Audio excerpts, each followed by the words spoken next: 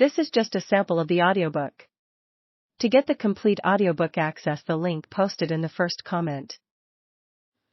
The Hebrew Zakhor, remember, announces my elusive theme.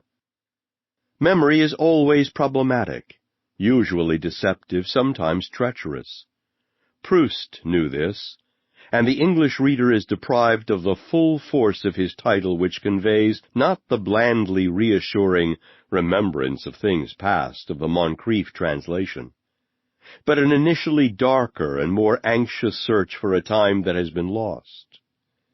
In the ensorcelled film of Alan Resnais, the heroine quickly discovers that she cannot even be certain of what transpired last year at Marienbad.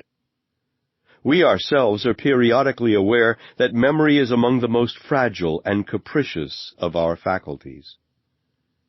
Yet, the Hebrew Bible seems to have no hesitations in commanding memory. Its injunctions to remember are unconditional, and even when not commanded, remembrance is always pivotal. Altogether, the word Zakhar appears in its various declensions in the Bible no less than 169 times, usually with either Israel or God as the subject, for memory is incumbent upon both. The verb is complemented by its obverse, forgetting.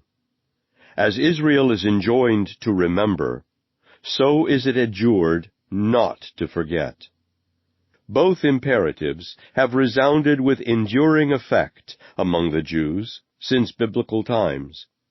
Indeed, in trying to understand the survival of a people that has spent most of its life in global dispersion, I would submit that the history of its memory, largely neglected and yet to be written, may prove of some consequence.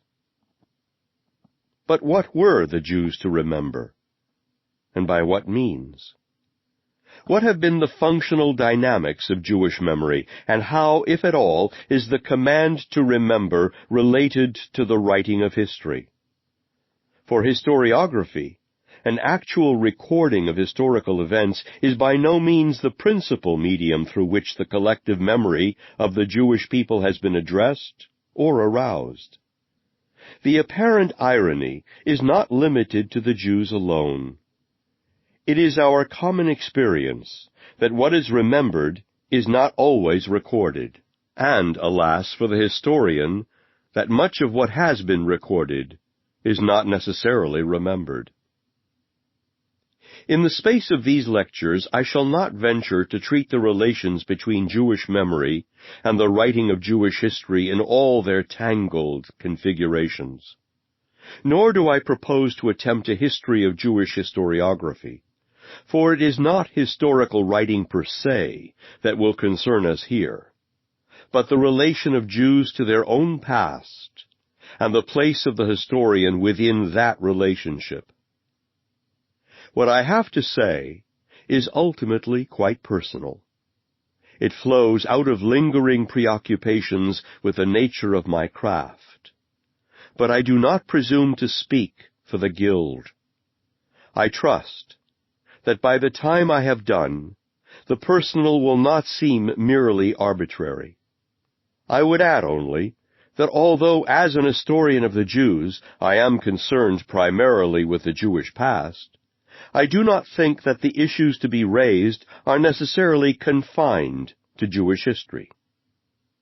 Still, it may be that this history can sometimes set them into sharper relief than would otherwise be possible. And with that, we may begin.